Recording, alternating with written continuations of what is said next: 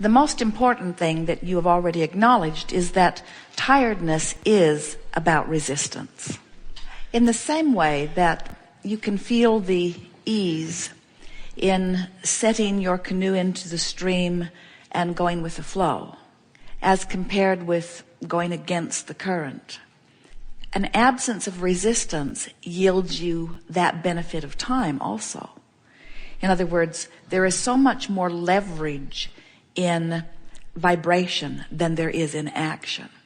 So if you've taken the time to pre-pave, which is to imagine, if you've taken the time to raise your vibration, as in meditation or appreciation, if you've taken the time to line up your energies, now any action that you offer is going to be very productive action, because it's action that is inspired from that connected place, where if you don't take the time to line up and you offer your action, it's harder and it accomplishes less. Haven't you noticed that the better you feel, the better things go, and the worse you feel, the worse things go? Yeah. Let's say that you have a series of phone calls that you need to make. When you take the time to get into alignment, your timing of making those calls will be appropriate. The inspiration of when to make them and the inspiration of what to say while you're making them will net you much clearer results than if from your place of worry and therefore misalignment you forge forward with the action. Esther one day was feeling a shortage of time. They were in a restaurant, and Esther had brought a notebook along to talk to Jerry about different things while they were having lunch. And she literally had pages of things that were on a notebook entitled Things to Do Today. It was quite funny. 10 people could not have done that list that she had been dragging around. And so in her overwhelmment, she said, "Abraham, what should I do?" And we explained to her that when you have so much to do that you have that feeling of overwhelmment, you're not in the flow, you're not in vibrational alignment, and the inspiration can't be received by you. Your timing's off. Everything's harder. Draw a line down the center. They were sitting in a restaurant with a paper placemat, and we said, draw a line down the center of this page, and on the left side write a heading that says, "Things I will do today," and mean it. She'd been carrying that list around for days. And on the other side of the placemat, write, "Things I would like the universe to do." And then write the things on the left side of this column that you really are going to do today. Either things that you must do, things that you want to do, things that you intend to do today. And everything else put on the universe's side of the placemat. And not only was she more effective at the things that she had kept for herself to do, but the things that she had put on the universe's side of the placemat began to take care of themselves. People she needed to talk to called her or called the office. All kinds of things began to shape up, where by the next morning, more had been accomplished on the universe's side of the placemat than Esther had kept for herself, and Esther had applied no action. That's leverage, you see. The most effective method of getting more time back is to delegate to the manager, the universal manager. And as you do that, you'll find that you will have more time to do the things that really matter. You are living in an environment where you have clocks and calendars and appointments, and time is a wonderful thing. Isn't it nice that we rendezvoused because of a certain time, and that time allows us all to focus simultaneously so that together we can take thought beyond that which it has been before? You just have to see time as your advantage. It's my focusing advantage. When I think of 20 years, that's a segment in which I focus in a certain way. When I think of 5 years, that's a segment in which I focus in a certain way. When I think of here and now while I'm visiting with Abraham, that's a segment where I focus in a certain way. And the focus factor is the big factor. The alignment factor is everything. To us, time is irrelevant because all of our power, yours too, is here and now. You can't focus yesterday, and you can't focus tomorrow. You can only focus now. You can think about the past, or you can think about the present, or you can think about the future, but you're doing it all right now. And so, from our perspective, now is now is now. And now, as far as we're concerned, is alignment. That's what we're wanting to teach you. So if you use your now to align, time takes care of itself. If you don't align, if you let the things that are bothering you occupy your thoughts, and so that your vibration is all about them, now your timing's off. Jerry and Esther are driving down the road one day, and there have been several incidences like this, but Jerry was driving and he was signaling left and was going to turn across traffic. And as he was sitting there, he had an impulse of hesitation. And Esther blurted, "Stay." And so instead of turning, even though the roadway was clear, he stayed right there. And at that moment, a car going over 100 miles an hour passed him on the left side. And if he had made his turn, they would have been broadsided. The fact that they were tuned in, tapped in, turned on, made the timing in their life perfect. Timing is everything. And the timing that we want you to focus upon is something that you feel viscerally. Instead of timing, we want to talk about connection, which gives you ultimate timing. Jerry and Esther have a friend who lives in San Antonio, and they live in the hill country, which is a higher elevation. And they went into the post office one day, and the post office was completely inundated with water. It had been raining, and much of this little town of Bernie was underwater. And they went immediately home and called their friend, who has 1,000 acres, but the Cibolo Creek flows right through their property. And they have farm equipment and animals and all kinds of things in a pasture that adjoins this stream. And so Esther called and said, "Cibolo is over its banks here and headed your way."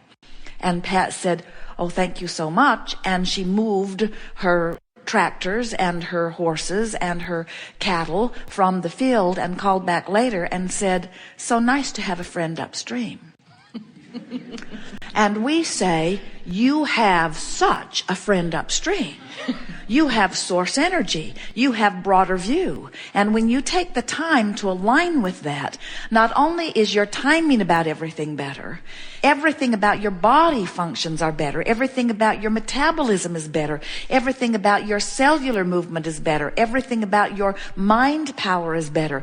Everything about your timing with others is better. When Jerry and Esther awaken and take the time to bask and maybe take a walk, maybe meditate for a little while, take time to enjoy one another, as Jerry and Esther start a day like that, their impulse to get on the road leads them not only to the perfect getting on the road, to the perfect rendezvousing, but it leads them to the perfect inspiration about the perfect routes for the perfect day. And the perfect day doesn't always mean about the fastest way. Sometimes it's the most beautiful way. Sometimes it's the rendezvousing at a truck stop with someone that is meaningful. In other words, a friend upstream knows all of the things that you want and all of the things that you intend and will inspire you to the perfect timing of all of that, you see. Esther will say, "We're in the zone. We're in the zone." She can just feel when they're in the zone.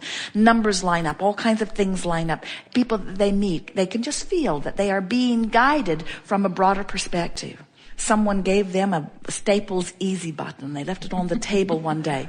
And Esther took it back to the coach and put it in a predominant place. And every time she noticed it, or every time something would happen that seemed to happen in the flow, she would pop that button and the voice would say, "That was easy. That was easy." And she got addicted to this button. That was easy. That was easy. That was easy. That was easy. That was easy. The more you notice it is going well, the more in the flow you become, and the more the universe yields to you the time to do not only the things that you need to do, but the time to do the things that you want to do. Until in time, you will only be doing the things that you want to do, because everything that you are doing will be so life-giving in nature. You will not separate the stuff I need to do from the stuff I want to do, because it's all stuff that I want to do. Esther teases every day of the world relative to everything that matters. She says to Jerry, "I can't possibly make this." And it's just her way of saying, I am now focusing within this framework of time in order to rendezvous where I need to be when I need to be. Jerry does not wear a watch. He refuses to let time dictate him.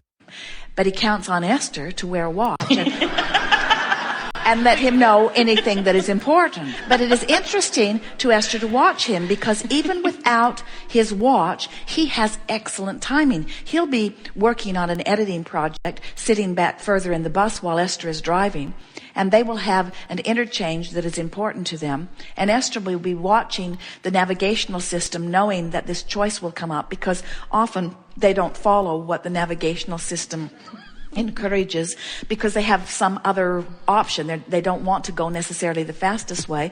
They want to see a particular truck stop, or they want to see a particular FedEx box, or there's a particular campground or restaurant that they want to go to. And so Esther is watching the navigational screen, and it is uncanny how often, without hearing anything yet, Jerry will come forward in the coach just at the right moment. He just senses that it's time. He has this broader view, and what it is his friend upstream that is the best navigational system in the world that will always guide you to rendezvousing with what you are wanting.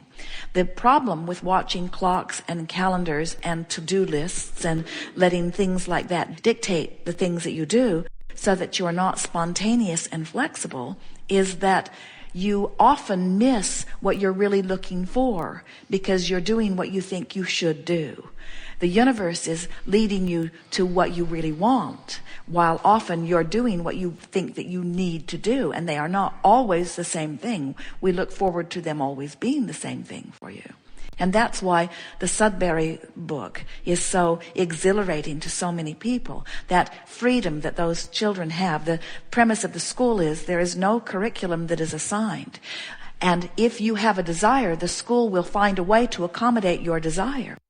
But it does not tell you what your desires should be. It provides an environment where your own desire can be born. And when it is, then it supports whatever desire is born within you.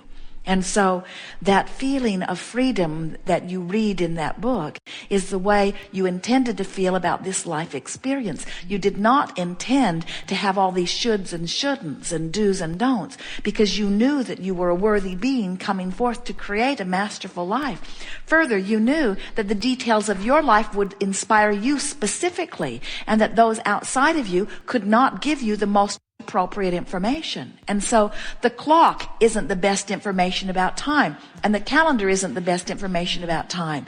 The vibrational relativity between where you are and what you want is what you're wanting to use as your guiding force. Jerry and Esther have a little friend that they have been watching and loving. He lives in Colorado, and he is now attending a Sudbury school in Colorado. And so on the last cruise, they were visiting with him, and Jerry asked him, tell me about your day. And he said, I'm free at last. And Jerry and Esther's hearts are singing because they love this little man so much. And then Jerry said, well, give us more details about your day. And he said, I'm free, I'm free, I'm free, I'm free. And Jerry said, well, so your mother drops you off, then what? And he said, then I go to this place and I play some video games.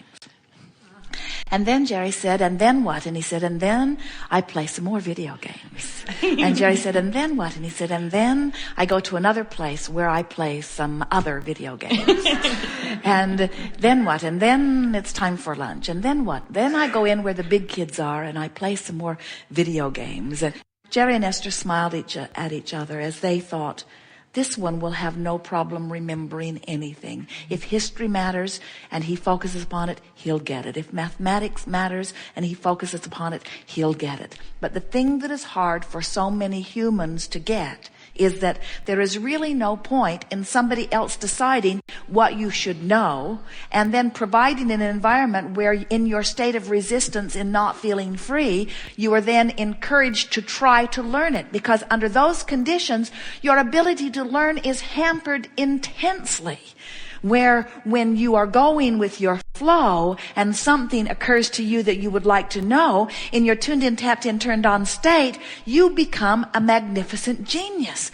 All genius is attention to a subject. Law of attraction takes care of the rest. But if your attention to the subject is split with your thinking you should learn it but not wanting to learn it, now you are not tuned in, tapped in, turned on, and now it's slow going. It's not different than turning your canoe upstream and working very hard and then getting those mediocre grades from those teachers who are also paddling upstream, getting very mediocre results.